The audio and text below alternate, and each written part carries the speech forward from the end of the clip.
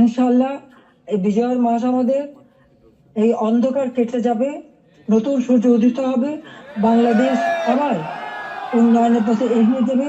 এই ফ্যাসিস্ট খুনি পরিকল্পিতভাবে যে আমাদের দেশকে ধ্বংস করছে, এই খুনি ইউনূস এবং তার যে চালাচামুন্ডা সন্ত্রাস বাহিনী, তার উপদেষ্টা, তার সমন্বয়ক, ইনশাআল্লাহ বাংলাদেশের জনগণই তাদের বিচার করবে, সে বিচার হবে। এটা অবশ্যই হবে, আমি বলতে পারি, কারণ আমরা ন্যায়ের পথে আছি, সত্যের পথে আছি। আমি জনগণের কল্যাণে কাজ করি। জনগণের ভাগ্য পরিবর্তন করেছিলাম, সেটা নষ্ট করেছে। ইনশাআল্লাহ আবার এদেশের মানুষ জেগে উঠবে, আবার বাংলাদেশের মানুষ বিশ্বব্যাপী মর্যাদা পাবে, সম্মান পাবে। সবাইকে আমি আন্তরিক ধন্যবাদ জানাই। আমি জাতির পিতা বঙ্গবন্ধু শেখ মুজিবুর রহমানের প্রতি শ্রদ্ধা জানাচ্ছি। আমি শ্রদ্ধা জানাই জাতীয় 4 নেতার প্রতি, 30 লক্ষ শহীদের প্রতি, 2 লক্ষ মা বোনের প্রতি।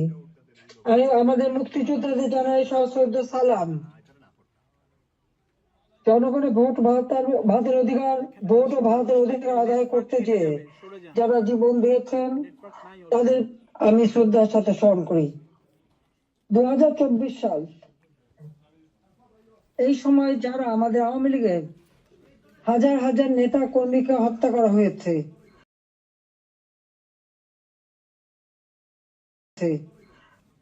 পুলিশ বাহিনীকে হত্যা করা হয়েছে, সংখ্যালঘুদের হত্যা করা হয়েছে, তাদের বাড়িঘর লুটপাট, মসজিদ, দরবার,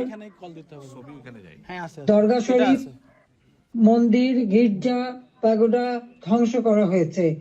আর আমাদের আওয়ামী লীগের সম্পূর্ণ জেলা, উপজেলা, ইউনিয়ন পর্যায় পর্যন্ত বাড়ি ঘর, ব্যবসা প্রতিষ্ঠান অগ্নিসংযোগ করা হয়েছে, প্রতিটি প্রতিষ্ঠান অগ্নিসংযোগ করা হয়েছে, লুটপাট করা হয়েছে। আর এই থানাগুলিতে আগুন দেওয়া হয়েছে, পুড়িয়ে পুলিশ হত্যা করেছে। কাজে বর্তমান যারা শাহাদাত বরণ করেছে, যারা এই ধরনের ঘটনার শিকার হয়েছে, ছাত্র, শিক্ষক, আইনজীবী, সাংবাদিক, বুদ্ধিজীবী এবং আমাদের আওয়ামী লীগের নেতা কর্মী, পুলিশ বাহিনী সহ আনসার বিডিপি যারা মৃত্যুবরণ করেছে, আমি তাদের সকলের আত্মার মাগফিরাত কামনা করি। পরিবারের প্রতি আমার সমবেদনা জানাই। আমি জাতীয় 4 নেতার প্রতি শ্রদ্ধা জানাই। 15ই আগস্ট বাঙালির জীবন একটা কলঙ্কময় অধ্যায়। সেদিন হারিয়েছে আমি আমার বাবা, মা, ভাই সকলকে। আমার মা বেগম ফজিলাতুন্নেসা, আমার 3 ভাই কামাল জামাল রাসেল, কামাল জামালের নবপরিণীত বধূ সুলতানা রুজি, আমার একমাত্র চাচা শেখ আবু নাসের, মুক্তিযোদ্ধা আমাদের শেখ ফজলুল হক মনি, তার অন্তঃসত্ত্বা স্ত্রী, আব্দুল হক সানিয়াবাদ, তার 13 বছর মেয়ে বেবি, 4 বছরের নাতি সুকান্ত, 10 বছরের ছেলে আরিফ, তার ভ্রাতুষ পুত্র ভাগ্নে সহ 15 আগস্টে যারা শাহাদাত বরণ করেছেন, আমি তাদের আত্মার মাগফিরাত কামনা করি। আমার বাবার military secretary brigadier Jamil Uddin এবং পুলিশ অফিসার সিদ্দিকুর রহমানকে আমি শ্রদ্ধা জানাই।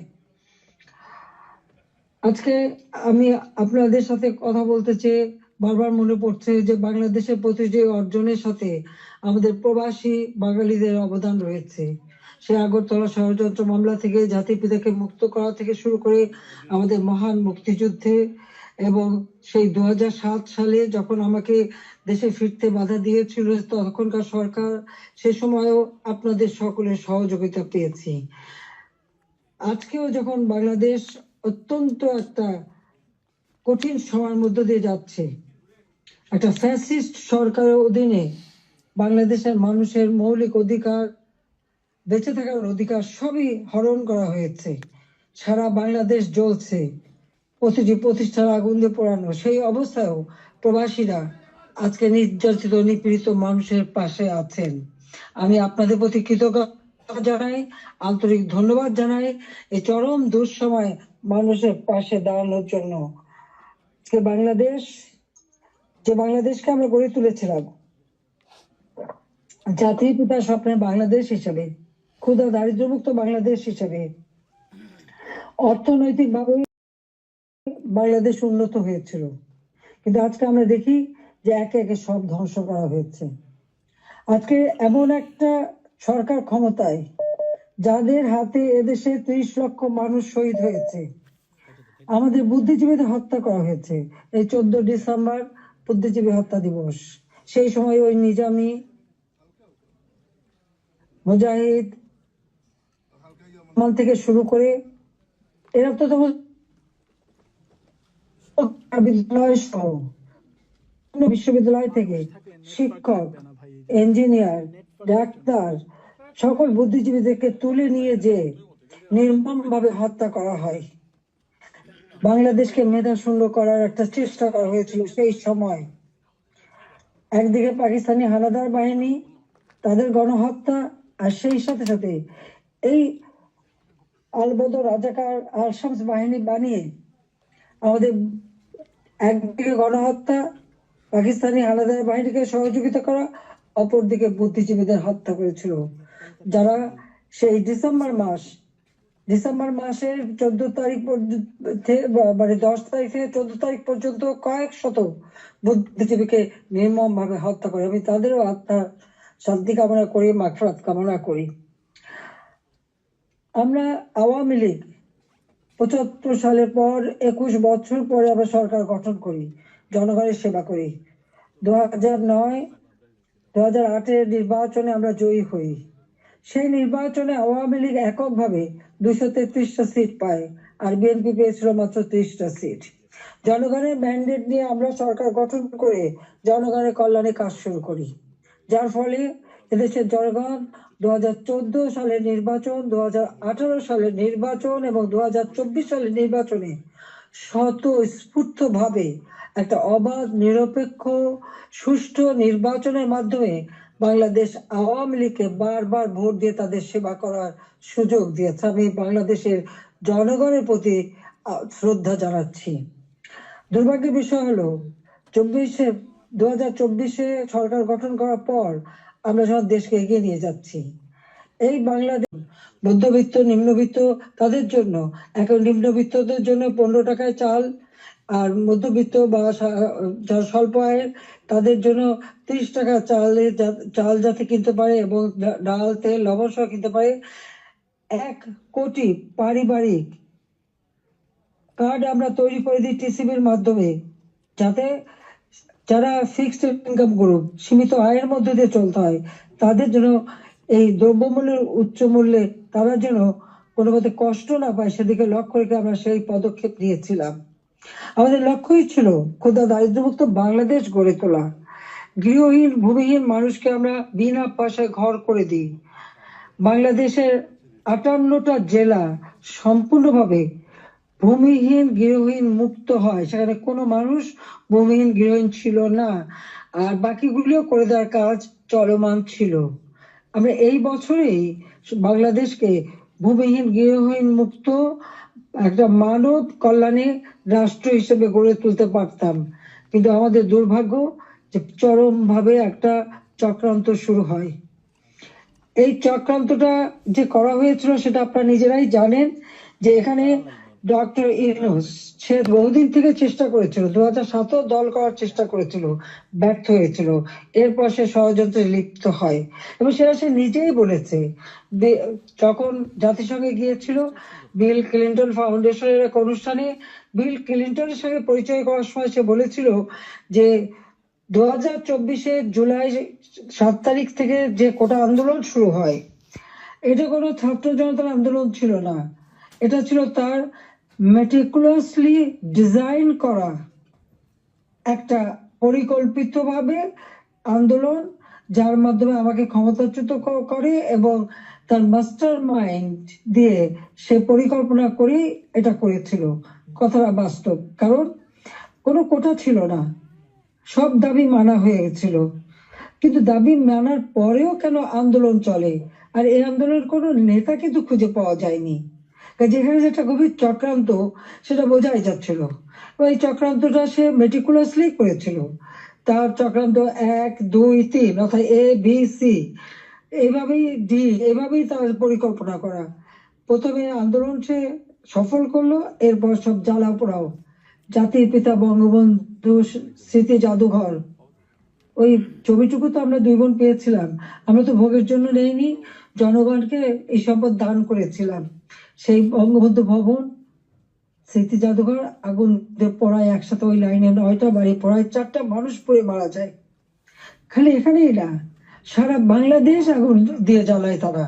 সেই মেট্রো, ওই ইউনূসের একজন সমন্বয়ক, সে সে নিজেই স্বীকার করেছে পুলিশ হত্যা এবং মেট্রো রেলে আগুন না দিলে নাকি তাদের বিপ্লব সফল হতো না। তো পুলিশ হত্যা এবং মেট্রো রেল আগুন দেওয়া, অর্থাৎ শুধু মেট্রো রেল নয়, যে কটা প্রতিষ্ঠানে আগুন দিয়েছে, বিটিভি থেকে শুরু করে আমাদের সেতু ভবন, সড়ক ভবন, দুর্যোগ মন্ত্রণালয় ভবন, সবই তাদের ওই পরিকল্পনার অংশ। এবং সেই সাথে বঙ্গবন্ধু ভবন থেকে শুরু করে আওয়ামী লীগের সকল নেতা কর্মীদের বাড়ি ঘর, ব্যবসা প্রতিষ্ঠান সব অগ্নি সংযোগ করে পুড়িয়ে দেওয়া হয়েছে। এমনকি নরসিংদীতে আপনারা দেখেছেন, জেল ভেঙে দিয়ে সেখান থেকে সমস্ত কয়েদি, জঙ্গি, সন্ত্রাসী তাদেরকে ছেড়ে দেওয়া হয়েছে। শুধু তাই না, ইউনূস ক্ষমতা এসে যত জঙ্গি সন্ত্রাসী ছিল তাদেরকে তারা ছেড়ে দিয়েছে, মুক্ত করেছে। এমনকি 21শে আগস্ট গ্রেনেড হামলা যারা আসামি তাদেরকে ছেড়ে দিয়েছে। হলি অটিজেনে যেখানে জঙ্গি হামলা হয়, আমরা সেই হামলা মোকাবেলা করে সেখানে কিছু মানুষ উদ্ধার করি, কিন্তু অনেক মানুষকে তারা হত্যা করে। সেই অপরাধী জঙ্গি সন্ত্রাসী যাদের বিচার হয়েছিল, সাজাপ্রাপ্ত, তাদেরকেও মুক্ত করে দেয়। মানে এটা কোন ধরনের কাজ আমরা জানি না। আর দেখা যাচ্ছে যে শুধু আগুন দিয়ে পোড়াচ্ছে না, বাড়ি ঘর সম্পত্তি লুটপাট করা এবং তারপরে অগ্নিসংযোগ করা, সংসদ ভবনে আক্রমণ, সেখানে ভাঙচুর করা, চিফ জাস্টিস তাকে অপমান করে, লাঠি সোটা নিয়ে তাকে অপমান করে তাকে পদ থেকে বাধ্য করা, নির্বাচন কমিশন, পাবলিক সার্ভিস কমিশন, মানবাধিকার কমিশন করে এক এক প্রতিষ্ঠান, প্রত্যেকটা প্রতিষ্ঠান ধ্বংস করেছে, সকলকে সেখান থেকে বাধ্য করেছে পদত্যাগ করতে। আওয়ামী লীগের নেতাকর্মী শুধু না, আমাদের যারা বুদ্ধিজীবী, সাংবাদিক, 300 সাংবাদিকের অ্যাক্রেডিটেশন কার্ড বাতিল, চাকরিচ্যুত, 106 জন সাংবাদিকের বিরুদ্ধে হত্যা মামলা, এখন প্রায় শত শত সাংবাদিক গ্রেপ্তার, বন্দী। আওয়ামী লীগের কয়েক হাজার নেতা কর্মী, প্রায় 4-5 হাজার নেতা কর্মী তাদেরকে হত্যা করেছে, আহত করেছে। পুলিশ 3000-এর মতো পুলিশ পুলিশকে হত্যা করেছে। আনসার 40 জন আনসারের কোনো খবরই নাই, তাদের গুম হয়ে গেছে, তারা আর বাড়ি ঘরে আসতে পারে না, জানেও না তারা কোথায় আছে। তাদেরকে মেরে তাদেরকে লাশ পর্যন্ত গুম করে দেওয়া হয়েছে। ব্যবসায়ী, সাংবাদিক, সংস্কৃতি কর্মী, পেশাজীবী প্রত্যেকের বিরুদ্ধে মিথ্যা মামলা আর হত্যা মামলা। আমি জানি না পৃথিবীর কোন দেশে এত হত্যা মামলা হয় কিনা। আমার নিজের একার বিরুদ্ধেই তো বোধহয় 250 মামলা, তাও আবার হত্যা মামলাই অধিকাংশ। একদিকে হত্যা মামলা দিয়েছে এবং আমাদের যত নেতা কর্মী তাদেরকে গ্রেপ্তার করেছে। গ্রেপ্তার করবার পর পাবলিক সার্ভিস কমিশন, মানবাধিকার কমিশন করে এক এক প্রতিষ্ঠান, প্রত্যেকটা প্রতিষ্ঠান ধ্বংস করেছে, সকলকে সেখান থেকে বাধ্য করেছে পদত্যাগ করতে। আওয়ামী লীগের নেতাকর্মী শুধু না, আমাদের যারা বুদ্ধিজীবী, সাংবাদিক, 300 সাংবাদিকের অ্যাক্রেডিটেশন কার্ড বাতিল, চাকরিচ্যুত, 106 জন সাংবাদিকের বিরুদ্ধে হত্যা মামলা, এখন প্রায় শত শত সাংবাদিক গ্রেপ্তার, বন্দী। আওয়ামী লীগের কয়েক হাজার নেতা কর্মী, প্রায় 4-5 হাজার নেতা কর্মী তাদেরকে হত্যা করেছে, আহত করেছে। পুলিশ 3000-এর মতো পুলিশকে হত্যা করেছে। আনসার 40 জন আনসারের কোনো খবরই নাই, তাদের গুম হয়ে গেছে, তারা আর বাড়ি ঘরে আসতে পারে না, জানেও না তারা কোথায় আছে। তাদেরকে মেরে তাদেরকে লাশ পর্যন্ত গুম করে দেওয়া হয়েছে। ব্যবসায়ী, সাংবাদিক, সংস্কৃতি কর্মী, পেশাজীবী প্রত্যেকের বিরুদ্ধে মিথ্যা মামলা আর হত্যা মামলা। আমি জানি না পৃথিবীর কোনো দেশে এত হত্যা মামলা হয় কিনা। আমার নিজের একার বিরুদ্ধেই তো বোধহয় 250 মামলা, তাও আবার হত্যা মামলাই অধিকাংশ।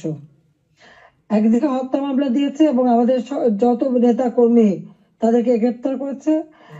গ্রেপ্তার করবার পর যখন কোর্টে নেয় তাদের উপর হামলা করা হয়। এটা তো পৃথিবীতে আমরা কোনোদিন দেখিনি।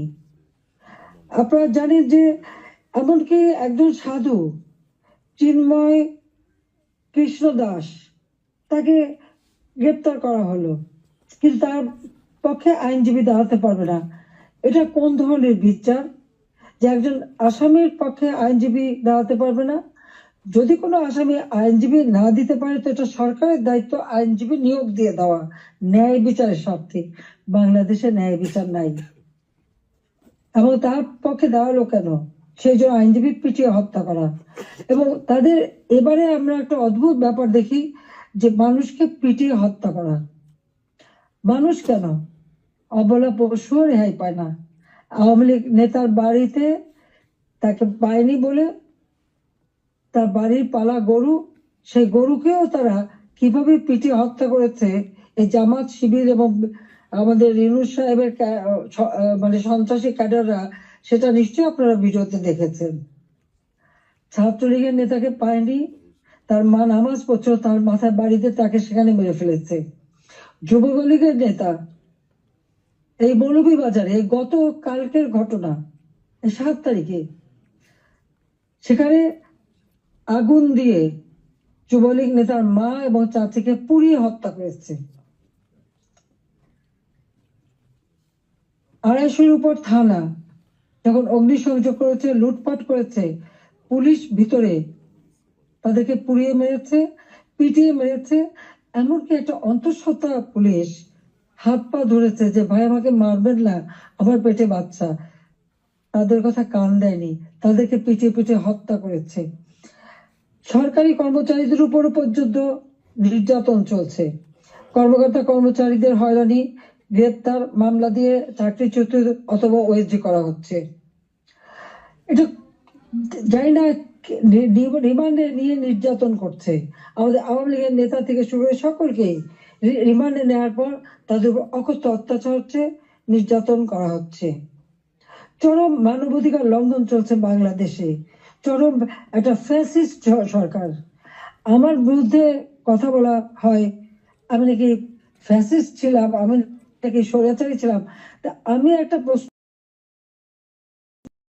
প্রশ্ন করি, আমার সময় তো সংবাদপত্র, টেলিভিশন, রেডিও, সোশ্যাল মিডিয়া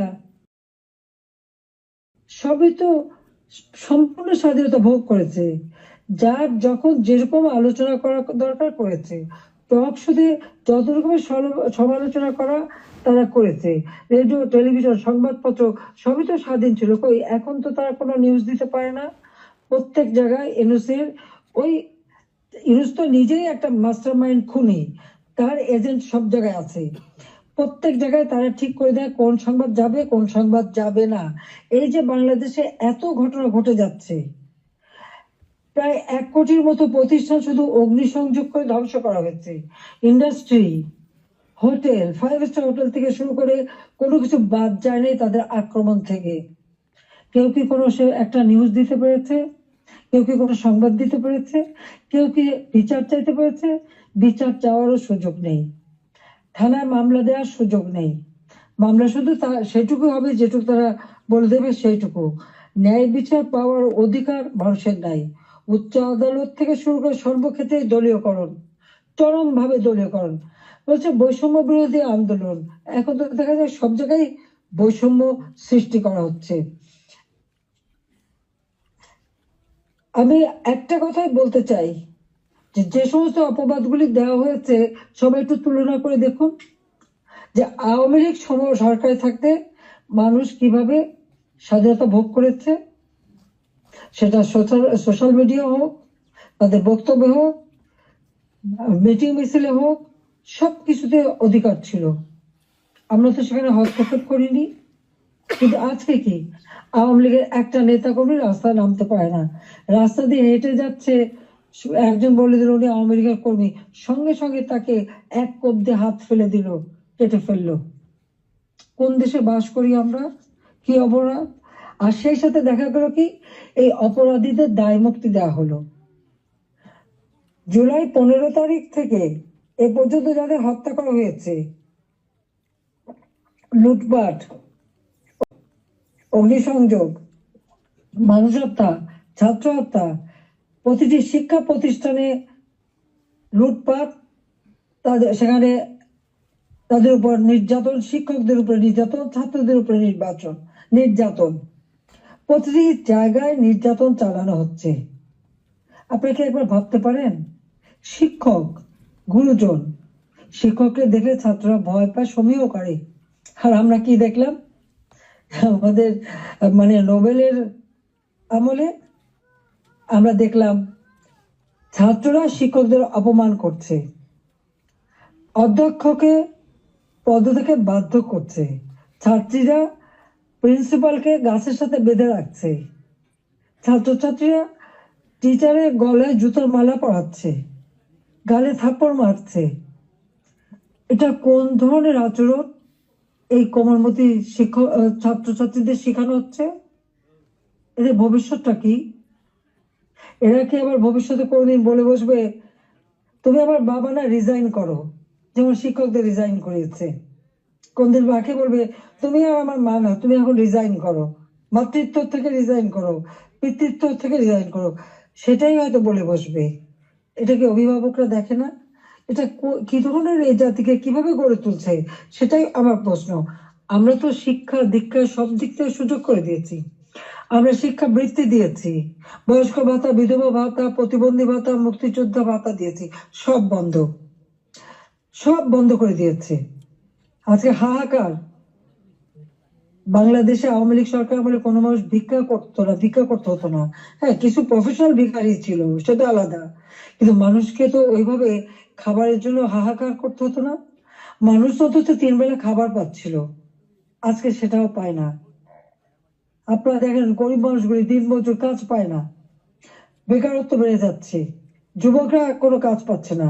আমরা ডিজিটাল বাংলাদেশ করেছি, আমরা ট্রেনিং দিচ্ছি, কম্পিউটার ট্রেনিং এবং ইনকিউবেশন সেন্টার করে দিয়েছি, হাইটেক পার্ক করেছি, বঙ্গবন্ধু স্যাটেলাইট 1 উৎক্ষেপণ করেছি, কর্মসংস্থান গ্রাম পর্যায় পর্যন্ত ওয়াইফাই কানেকশন, ব্রডব্যান্ড কানেকশন আমরা দিয়েছি, মানুষ কাজ করে খেতে পারে, ট্রেনিং দিচ্ছি।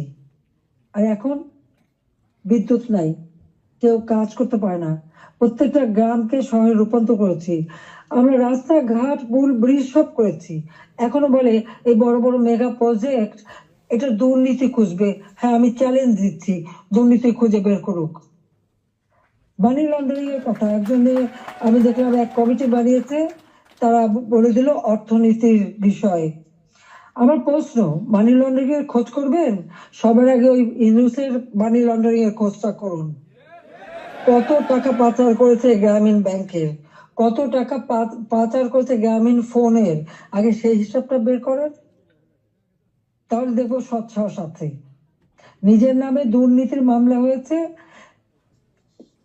সেই দুর্নীতি দমন কমিশন, তাদেরকেও পদত্যাগে বাধ্য করে দলীয়করণ করা হয়েছে, আর সেই দুর্নীতির মামলা, সব মামলা প্রত্যাহার করে নেওয়া হয়েছে।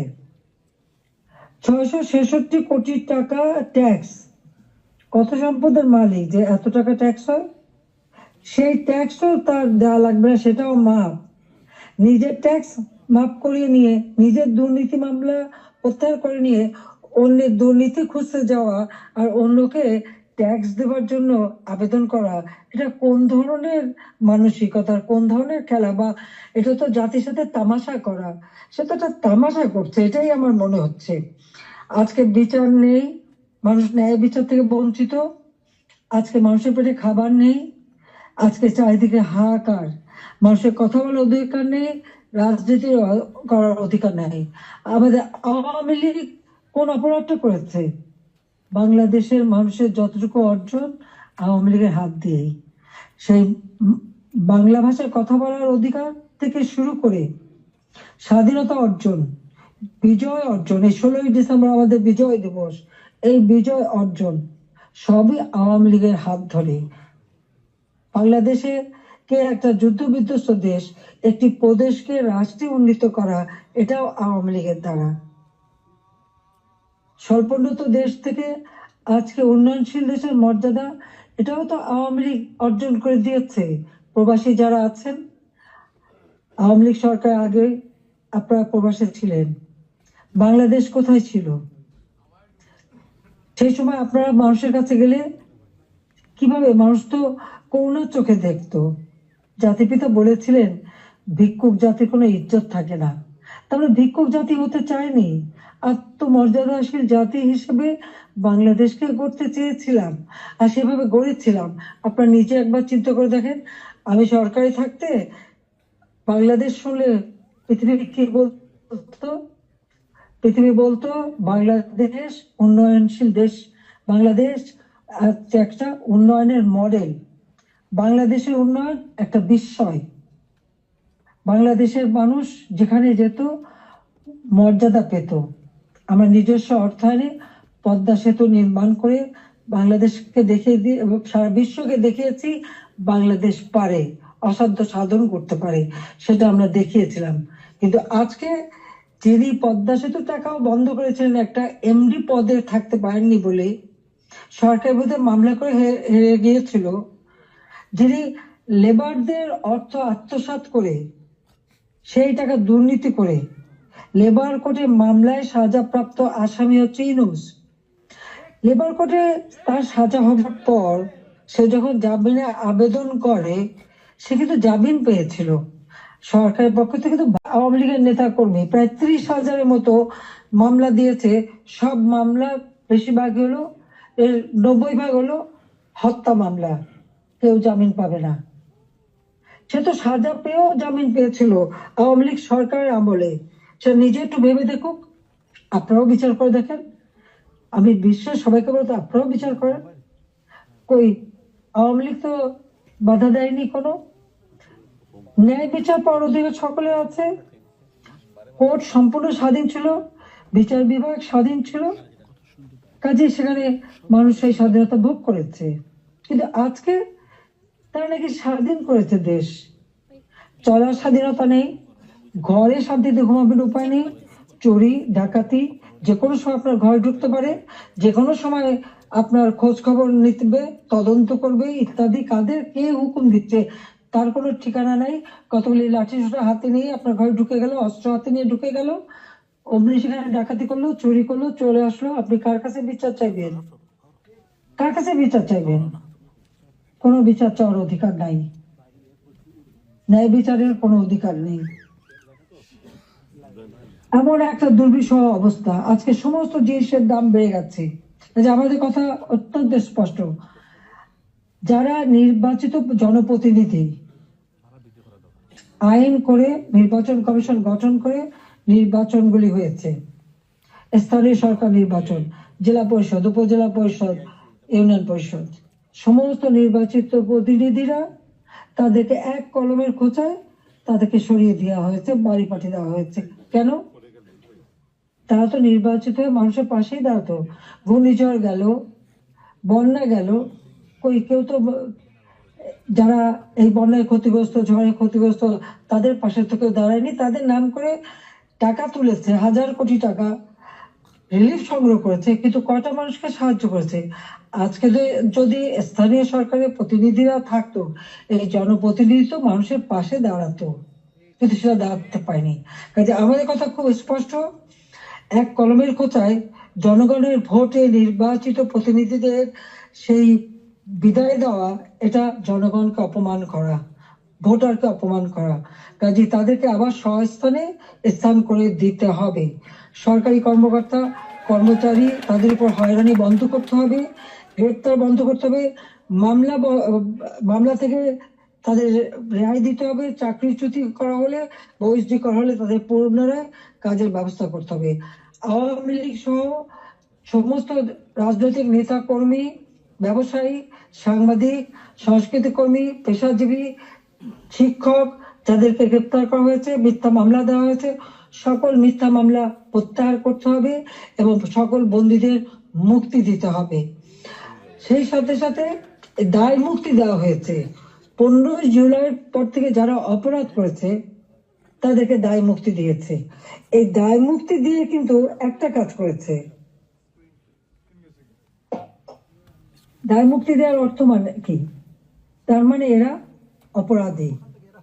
15 জুলাই থেকে যে হত্যাকাণ্ড, ছাত্র হত্যা মিছিলে, পুলিশ হত্যা, রাজনৈতিক নেতাকর্মী হত্যা, সাংবাদিক হত্যা, সাংস্কৃতিক হত্যা, যতগুলি হত্যাকাণ্ড ঘটেছে, সেই হত্যাকাণ্ডগুলি এবং যতগুলি অগ্নিসংযোগ হয়েছে সেগুলি যারা সংগঠিত করেছে পূর্ণ তদন্ত করে তাদের বিচার করতে হবে। আর এই মিথ্যা মামলাগুলি যাদের বিরুদ্ধে দেওয়া হয়েছে সব মামলা প্রত্যাহার করতে হবে। 15 জুলাই থেকে 8 আগস্ট পর্যন্ত যাদের দায় মুক্তি দেওয়া হয়েছে, এই দায় মুক্তি দেওয়ার কোনো অধিকার নেই, তাদের বিচার করতে হবে। কারণ দায় মুক্তি দিয়ে আমাদের মাস্টার মাইন্ড খুনি ইউনূস সাহেব এটাই প্রমাণ করেছেন যে এরা সব অপরাধী, এই সমস্ত অপরাধ তারা করেছে। একই সাথে মিছিল করেছে, ক্লোজ রেঞ্জে গুলি করা হয়েছে, মানুষ মারা হয়েছে। আবু সাইদের হত্যাকাণ্ড, মুগ্ধর হত্যাকাণ্ড, সব হত্যাকাণ্ডের জন্য কিন্তু এই মাস্টার মাইন্ডেরই দায়ী। কারণ তারাই এই হত্যাকাণ্ড ঘটিয়েছিল, কারণ লাশ ফেলেও সরকার পড়ে যাবে। হ্যাঁ, আমি যদি আরো শক্তি প্রয়োগ করতাম অনেক লাশ পড়তো, আমি সরে আসতাম না।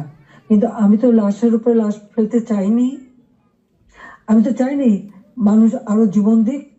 কারণ আমি তো স্পষ্ট দেখতে পাচ্ছি যে পরিকল্পিতভাবে হত্যা হচ্ছে, পুলিশকে খামাখা দোষারোপ দিচ্ছে, পুলিশকে তো রাবার বুলেট ব্যবহার করেছে এবং যখন পুলিশকে মেরে ঝুলানো হয়েছে তখন তারা তাদের জীবন বাঁচাতে চেষ্টা করেছে। এটা কিন্তু একটা ইউনিভার্সাল সিস্টেম, এটা বিশ্বব্যাপী আছে, তাদেরও আত্মরক্ষার সুযোগ আছে।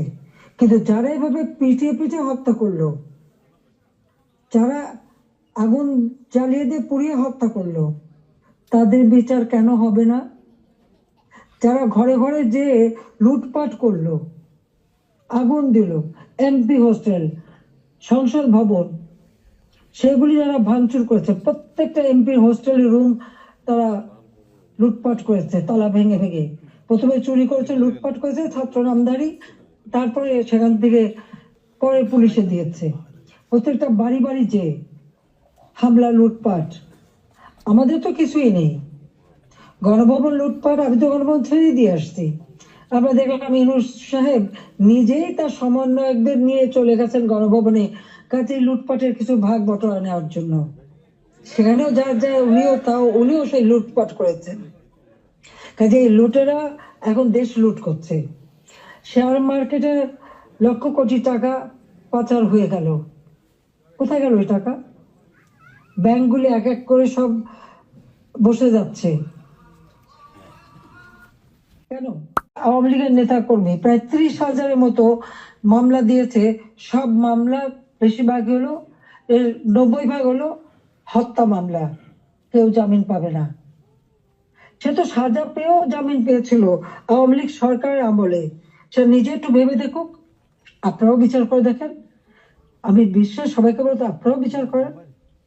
কই আওয়ামী লীগ তো বাধা দেয়নি কোনো। ন্যায় বিচার পাওয়ার অধিকার সকলের আছে, কোর্ট সম্পূর্ণ স্বাধীন ছিল, বিচার বিভাগ স্বাধীন ছিল, কাজে সেখানে মানুষ সেই স্বাধীনতা ভোগ করেছে। কিন্তু আজকে তারা নাকি স্বাধীন করেছে দেশ, চলার স্বাধীনতা নেই, ঘরে শান্তিতে ঘুমাবেন উপায় নেই, চুরি ডাকাতি যে কোনো সময় আপনার ঘরে ঢুকতে পারে, যে কোনো সময় আপনার খোঁজ খবর নিতে, তদন্ত করবে ইত্যাদি। কাদের কে হুকুম দিচ্ছে তার কোনো ঠিকানা নাই। কতগুলি লাঠি সোটা হাতে নিয়ে আপনার ঘরে ঢুকে গেল, অস্ত্র হাতে নিয়ে ঢুকে গেল, অমনি সেখানে ডাকাতি করলো, চুরি করলো, চলে আসলো। আপনি কার কাছে বিচার চাইবেন? কার কাছে বিচার চাইবেন? কোনো বিচার চাওয়ার অধিকার নাই, ন্যায় বিচারের কোনো অধিকার নেই।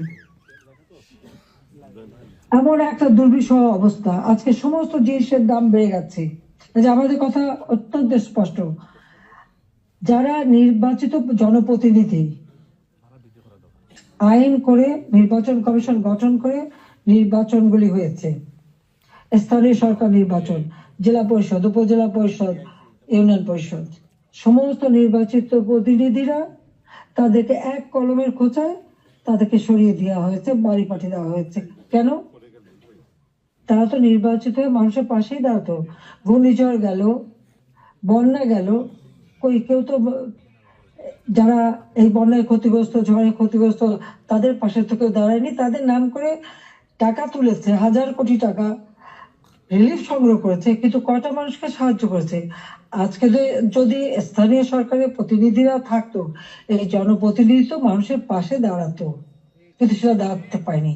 কাজে আমাদের কথা খুব স্পষ্ট, এক কলমের খোঁচায় জনগণের ভোটে নির্বাচিত প্রতিনিধিদের সেই বিদায় দেওয়া, এটা জনগণকে অপমান করা, ভোটারকে অপমান করা। কাজে তাদেরকে আবার স্বস্থানে স্থান করে দিতে হবে। সরকারি কর্মকর্তা কর্মচারী তাদের উপর হয়রানি বন্ধ করতে হবে, গ্রেপ্তার বন্ধ করতে হবে, মামলা থেকে তাদের রেহাই দিতে হবে, চাকরিচ্যুতি করা হলে, বহিষ্কৃতি করা হলে তাদের পুনরায় কাজের ব্যবস্থা করতে হবে। আওয়ামী লীগ সহ সমস্ত রাজনৈতিক নেতা কর্মী, ব্যবসায়ী, সাংবাদিক, সংস্কৃতি কর্মী, পেশাজীবী, শিক্ষক যাদেরকে গ্রেপ্তার করা হয়েছে, মিথ্যা মামলা দেওয়া হয়েছে, সকল মিথ্যা মামলা প্রত্যাহার করতে হবে এবং সকল বন্দীদের মুক্তি দিতে হবে। সেই সাথে সাথে দায় মুক্তি দেওয়া হয়েছে। 15 জুলাইয়ের পর থেকে যারা অপরাধ করেছে তাদেরকে দায় মুক্তি দিয়েছে। এই দায় মুক্তি দিয়ে কিন্তু একটা কাজ করেছে, দায় মুক্তি দেওয়ার অর্থ মানে কি? তার মানে এরা অপরাধী। 15 জুলাই থেকে যে হত্যাকাণ্ড, ছাত্র হত্যা মিছিলে, পুলিশ হত্যা, রাজনৈতিক নেতাকর্মী হত্যা, সাংবাদিক হত্যা, সাংস্কৃতিক কর্মী হত্যা, যতগুলি হত্যাকাণ্ড ঘটেছে, সেই হত্যাকাণ্ডগুলি এবং যতগুলি অগ্নিসংযোগ হয়েছে, সেগুলি যারা সংগঠিত করেছে পূর্ণ তদন্ত করে তাদের বিচার করতে হবে। আর এই মিথ্যা মামলাগুলি যাদের বিরুদ্ধে দেওয়া হয়েছে, সব মামলা প্রত্যাহার করতে হবে। 15 জুলাই থেকে 8 আগস্ট পর্যন্ত যাদের দায় মুক্তি দেওয়া হয়েছে, এই দায় মুক্তি দেওয়ার কোনো অধিকার নেই, তাদের বিচার করতে হবে। কারণ দায় মুক্তি দিয়ে আমাদের মাস্টার মাইন্ড খুনি ইউনূস সাহেব এটাই প্রমাণ করেছেন যে এরা সব অপরাধী, এই সমস্ত অপরাধ তারা করেছে। একই সাথে মিছিল করেছে, ক্লোজ রেঞ্জে গুলি করা হয়েছে, মানুষ মারা হয়েছে। আবু সাইদের হত্যাকাণ্ড, মুগ্ধর হত্যাকাণ্ড, সব হত্যাকাণ্ডের জন্য কিন্তু এই মাস্টার মাইন্ডেরই দায়ী। কারণ তারাই এই হত্যাকাণ্ড ঘটিয়েছিল, কারণ লাশ ফেলো সরকার পড়ে যাবে। হ্যাঁ, আমি যদি আরো শক্তি প্রয়োগ করতাম, অনেক লাশ পড়তো, আমি সরে আসতাম না। কিন্তু আমি তো লাশের উপরে লাশ ফেলতে চাইনি, আমি তো চাইনি মানুষ আরো জীবন দিক। কারণ আমি তো স্পষ্ট দেখতে পাচ্ছি যে পরিকল্পিতভাবে হত্যা হচ্ছে, পুলিশকে খামাখা দোষারোপ দিচ্ছে, পুলিশকে তো রাবার বুলেট ব্যবহার করেছে এবং যখন পুলিশকে মেরে ঝুলানো হয়েছে তখন তারা তাদের জীবন বাঁচাতে চেষ্টা করেছে। এটা কিন্তু একটা ইউনিভার্সাল সিস্টেম, এটা বিশ্বব্যাপী আছে, তাদেরও আত্মরক্ষার সুযোগ আছে। কিন্তু যারা এভাবে পিটিয়ে পিটিয়ে হত্যা করলো, যারা আগুন জ্বালিয়ে দিয়ে পুড়িয়ে হত্যা করলো, তাদের বিচার কেন হবে না? যারা ঘরে ঘরে যে লুটপাট করলো, আগুন দিল, এমপি হোস্টেল, সংসদ ভবন, সেগুলি যারা ভাঙচুর করেছে, প্রত্যেকটা এমপির হোস্টেলের রুম তারা লুটপাট করেছে, তালা ভেঙে ভেঙে। প্রথমে চুরি করেছে, লুটপাট করেছে ছাত্র নামধারী, তারপরে সেখান থেকে পরে পুলিশে দিয়েছে। প্রত্যেকটা বাড়ি বাড়ি যে হামলা, লুটপাট। আমাদের তো কিছুই নেই, গণভবন লুটপাট, আমি তো গণভবন ছেড়ে দিয়ে আসছি। আমরা দেখলাম ইউনূস সাহেব নিজেই তার সমন্বয়কদের নিয়ে চলে গেছেন গণভবনে, কাজে লুটপাটের কিছু ভাগ বটরা নেওয়ার জন্য। সেখানেও যার যায় উনিও সেই লুটপাট করেছেন। কাজে এই লুটেরা এখন দেশ লুট করছে। শেয়ার মার্কেটে লক্ষ কোটি টাকা পাচার হয়ে গেল, কোথায় গেল ওই টাকা? ব্যাংকগুলি এক এক করে সব বসে যাচ্ছে।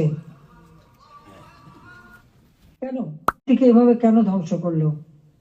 যেখানে মাথা পিছু আয় আমরা বাড়িয়েছিলাম, আমরা আজকে আন্তর্জাতিকভাবে স্বীকৃত যে বাংলাদেশ উন্নত হচ্ছে, 35তম অর্থনীতির দেশ আমাদের লক্ষ্য ছিল। আমরা প্রকৃতপক্ষে এটা 25তম আমরা করে ফেলেছিলাম। আমরা আরো উন্নত করতাম।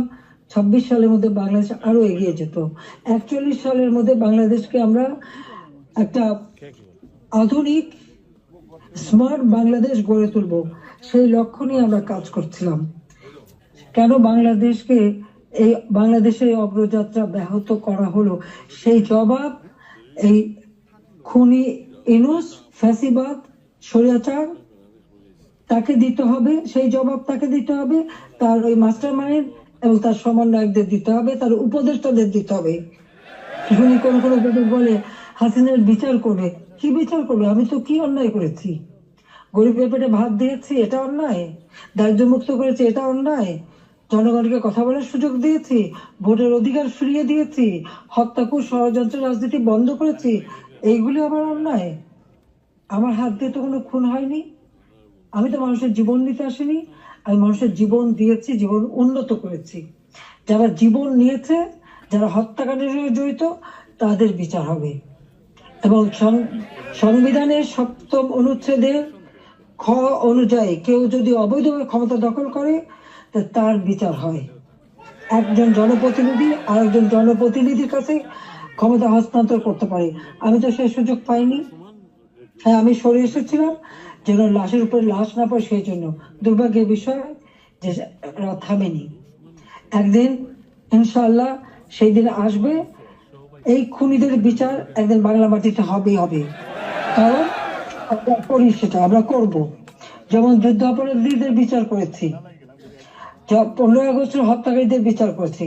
আমি জানি এই যুদ্ধ অপরাধীদের বিচার করেছি বলেই আমার বিরুদ্ধে মামলা, এবং আইসিটিতে ওই আন্তর্জাতিক যে ট্রাইব্যুনাল আমরা করেছিলাম যুদ্ধ অপরাধীদের বিচার করতে, আজকে সেই কোর্ট করে সেখানে আমার মামলা হবে, সেখানে আমার বিচার হবে। কেন? সেই সময় যুদ্ধ অপরাধীদের যে ডিফেন্সে ছিল তাকেই করেছে চিফ প্রসিকিউটর এই আইসিটির। আর জামাতের একটা দল হয়েছিল এবি পার্টি, সেই পার্টির যে একজন প্রেসিডেন্ট ছিল, সে হয়ে গেছে এই আইসিটির চেয়ারম্যান। তো সেখানে ন্যায় বিচার কি করে হবে? আর এটা কিভাবে করে? এটাও তো একটা বিচারের একটা নর্মস তাতে পড়ে না, কিন্তু গায়ের জোরে সব করবে তারা। কারণ তাদের হাতে অস্ত্র আছে, লাঠি আছে, পেটোয়া বাহিনী আছে, সন্ত্রাস বাহিনী আছে, সেটা দিয়ে তারা এই বিচার করতে চায়। এটাই তারা করবে, এটাই তাদের লক্ষ্য। যাক, আমি অনেক সময় নিলাম, আপনারা ধৈর্য ধরে আমার বক্তব্য শুনেছেন, আমি আপনাদেরকে আন্তরিক ধন্যবাদ জানাই। ইনশাল্লাহ এই বিজয়ের মাস আমাদের, এই অন্ধকার কেটে যাবে, নতুন সূর্য উদিত হবে, বাংলাদেশ আবার উন্নয়নের পথে এগিয়ে যাবে। এই ফ্যাসিস্ট খুনি পরিকল্পিতভাবে যে আমাদের দেশকে ধ্বংস করছে, এই খুনি ইউনূস এবং তার যে চালাচামুন্ডা সন্ত্রাস বাহিনী, তার উপদেষ্টা, তার সমন্বয়ক, ইনশাআল্লাহ বাংলাদেশের জনগণই তাদের বিচার করবে, সে বিচার হবে। এটা অবশ্যই হবে, আমি বলতে পারি, কারণ আমরা ন্যায়ের পথে আছি, সত্যের পথে আছি। আমি জনগণের কল্যাণে কাজ করি। জনগণের ভাগ্য পরিবর্তন করেছিলাম, সেটা নষ্ট করেছে। ইনশাআল্লাহ আবার এদেশের মানুষ জেগে উঠবে, আবার বাংলাদেশের মানুষ বিশ্বব্যাপী মর্যাদা পাবে, সম্মান পাবে। সবাইকে আমি আন্তরিক ধন্যবাদ জানাই। আবারও ধন্যবাদ জানাই আমাদের প্রবাসীদের, আমাদের অর্থনীতিতে আপনাদের অনেক অবদান। আমাদের দেশের অগ্রযাত্রা, দেশের প্রতিটি অর্থনীতি প্রবাসীদের অবদান রয়েছে। সেজন্য সকলকে আমি আন্তরিক ধন্যবাদ জানাই, কৃতজ্ঞতা জানাই। সকলে ঐক্যবদ্ধ হন, এই ফ্যাসিস্ট স্বৈরাচার ইউনূস সরকারের হাত থেকে দেশ যেন মুক্ত হয়, দেশের মানুষ যেন আবার তাদের সুস্থ জীবন ফিরে পায়, সেই কামনা করে জাতির পিতার স্বপ্নে সোনার বাংলা ইনশাল্লাহ আমরা গড়ে তুলব, সেই প্রত্যয় ব্যক্ত করে আমার বক্তব্য শেষ করছি। খোদা হাফেজ।